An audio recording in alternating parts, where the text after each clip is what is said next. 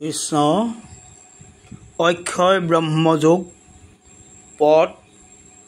কৃষ্ণে বোলে বুলন্ত পাৰ্থ শুনা মোৰ বাক শুক্ল কৃষ্ণ পক্ষ দিবা নিশা বোলে যাক অভিমানী দেৱ বুলি কহিলো পূৰ্বত যাক বুলি অভিমানী শুনা কহু তত্ত্ব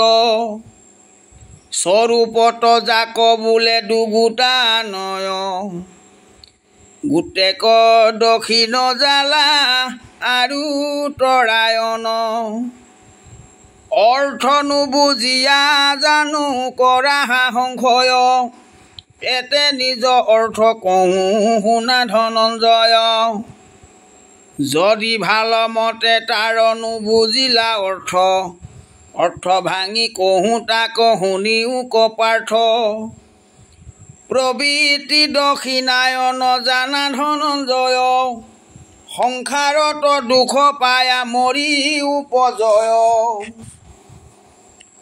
উত্তৰায়ণ শুক্ল পক্ষ দিবা চন্দ্ৰ জ্যোতি এহি চাৰি প্ৰকাৰ বুলিবা মহামতি মুতবিনে আনে নজানয় গৃহ অৰ্থ ব্যক্ত কৰি কহোঁ তাক শুনিও কপাৰ্থ নিবৃত্তি উত্তৰায়ণ বোলে মহামতি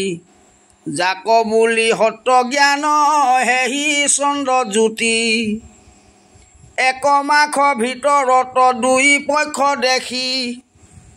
বিদ্যা আকাশে শুক্ল পক্ষ বোলে জানা সখী বিষয় বৈৰাগ্য যেবে হুৱে পুৰুষত বৈৰাগ্য কাৰণ ভক্তি হুৱে অষ্টাংগত বৈৰাগ্য বাঢ়িলে মন সুস্থ হুয়া ৰহে বৈৰাগ্য গোটেক জ্ঞানী দিবা কৰি কহে উত্তৰয়ন ভাগ কহিলো মত দক্ষিণয়ন কহোঁ শুনাহাৰ তত্ত্ব প্ৰবৃত্তি দক্ষিণায়ন শুনা ধনঞ্জয়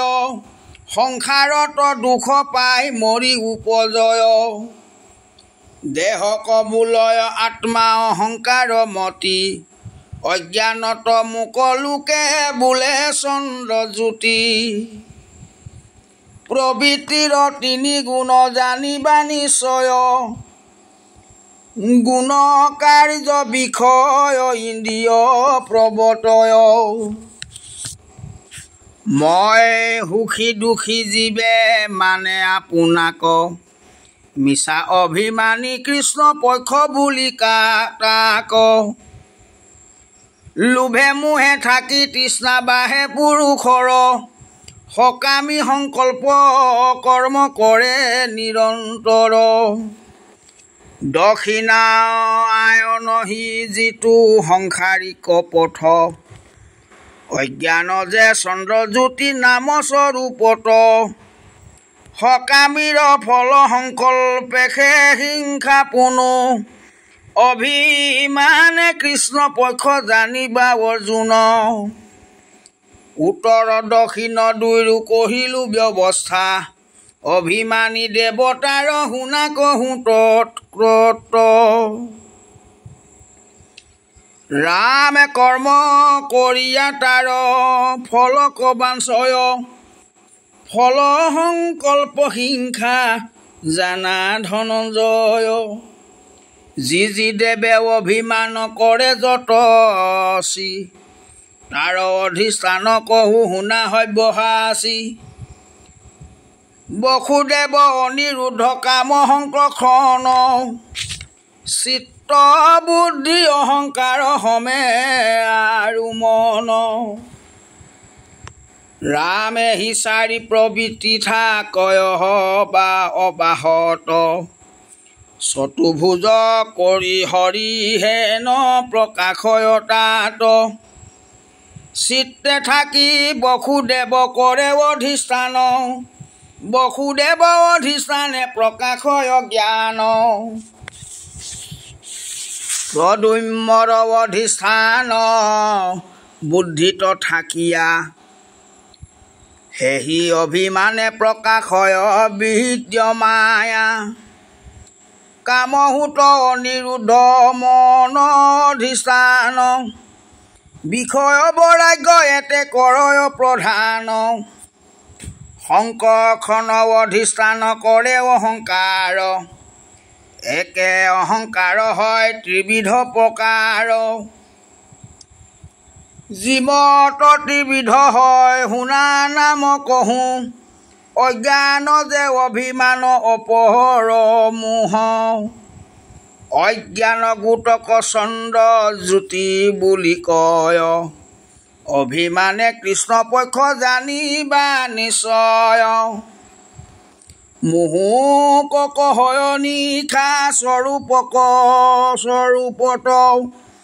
সমস্ত কহিলো পাৰ্থ তোমাৰ আগত অগ্নিজ্যোতি অভিমানী জানাব সুদেৱ জাত পৰে প্ৰকাশ হয় আন নাহি কেও প্ৰদ্যুম্ন যে অভিমানী শুকুলা পক্ষৰে যাহাৰ প্ৰকাশে বিদ্যাক দূৰ কৰে দিবা অভিমানী জানি বাহা অনিৰুদ্ধ যাহাৰ প্ৰসাদে মন সুস্থ কৰো শুদ্ধ কহয় গোবিন্দ মিছে শুনা মোৰ বাক যি বোলে গোবিন্দ নাম দণ্ডৱত তাক বিষয় ভোগত থাকি জুনু এৰা নাম কৰজোৰে কৰি পুনু কৰো প্ৰমাণ হৰি কথা কহে শুনি তাতো দুষ্ট ম্লন কিয়তিক্ষণে যাইবো পিছ কৰে মন কৃষ্ণ কথা এৰি যদি গ্ৰাম্য কথা মিলে শুনি কৰ্ণ জংকৰে অমিত যেন গিলে গুণী চোৱা কৃষ্ণ বিনে আছে ধন জয় কৃষ্ণ বুলি ডাকা সভাসদ গণ হেন জানি যতনে এৰিও আন কাম সময় যায় সঘনে ঘুখি ৰাম ৰাম শুনি আছা ৰাম বিনে কত আছে ত্ৰাণ নামে খেহুই আছে মূল কহে শাস্ত্ৰগণ যত বেদ পুৰাণ আদি আনু শাস্ত্ৰগণ তথাপি সকলে কহে নামেশে প্ৰধান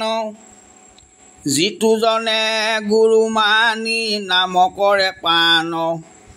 পাপ ব্যাধি শৰীৰৰ হুৱে নিৰ্জান আপুনি বোলো অয় নাম গুৰু কমানিয়া যমৰাজা ভয়ে থাকে মহত শুনিয়া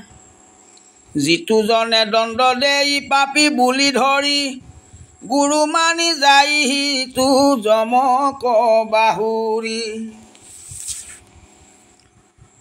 ঋগ যজুষাম অৰ্থ বেদচাৰী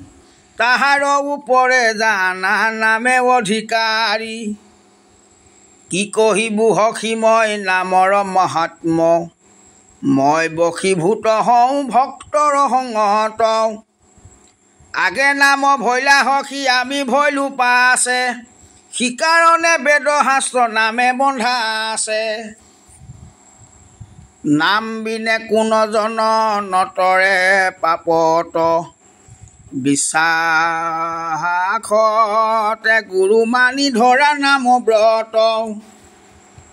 উপালম্ভা নকৰিবা নামেশে ঈশ্বৰ কাংক পিতা মাতা বুলি মনে কৰা দৃঢ় কাশ্যপেও গুৰু মানি নাম লৈ আতি নাৰদে মানিলা গুৰু চাণ্ডাল নিচ জাতি ৰাম আগতে লৈ নাম পাছে বিচাৰ নহে তু চাণ্ডাল দ্বিজ ৰূপ হৰিহয় পৰম গোপিনী মূল মন্ত্ৰ যে বেলোয়া ব্ৰাহ্ম ব্ৰহ্মাৰত নয়নাৰদ মুখ্য পদ পাইলা গুচি গৈলা দেহতাৰ ভক্তি উপজিল উদ্ধাৰ নিন্দাবাদ ভয় গুচি গৈল ইন্দ্ৰ আছিলে কগুৰু নমানি স্বৰ্গত চাণ্ডালনী ৰূপে লক্ষ্মী দেখাইলা পথত মনুষ্যৰ মুণ্ডে ৰান্ধে গোমাংস উহুৰা ইন্দ্ৰে সুধিলন্ত তুমি ঐত কিবা কৰা মায়া লক্ষ্মী বোলে অ ভক্ত আছা স্বৰ্গত ঢাকনি দিয়াছো আমি তাহাৰ দৰত চৰণৰ ধূলা পৰি দ্ৰব্য হয় বেনষ্ট মূৰ উপভোগ জুনু অভক্তে কৰে নষ্ট ইন্দ্ৰে দেখি বিস্ময় মানিলা হুমৰয় আমি যে অভক্ত আছো মুকেশে নিন্দয় ৰথ ৰাখি অৱতীৰ্ণ ভৈলা সুৰপতি পুচিলা নামৰ সিদ্ধি কহিলে কহতি সেইদিনা ধৰি ইন্দ্ৰৰ শংকা দূৰ গৈলা জন্মান্তৰ পাপ গুচি ভক্ত পদ পাইলা অভক্ত অদিশ শৌচ শুনা মহাশয় গোমাংস সুৰাত কৰি ততোধিক হয় হয় সুৰা পাপী গোমাংসক খাই গুৰু মানি সিটো যদি মূৰ নাম লয়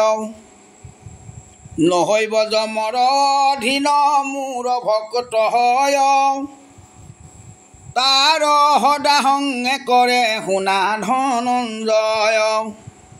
সত্য কৰি কহোঁ কথা তোমাৰ আগত গুৰু মানি লবা নাম দুৰ্ঘোৰ কালত যদিও নাথাকে মনে গুৰু মানি লয় তথাপি নচাৰে মই বৈশ্য যে নিশ্চয় অহংকাৰী নামনিয়া লৈবে নাম নতৰে কলিত সিটো সিদ্ধি নহে কাম মহাগোসাঁনীৰ জ্ঞান কহিলো তোমাত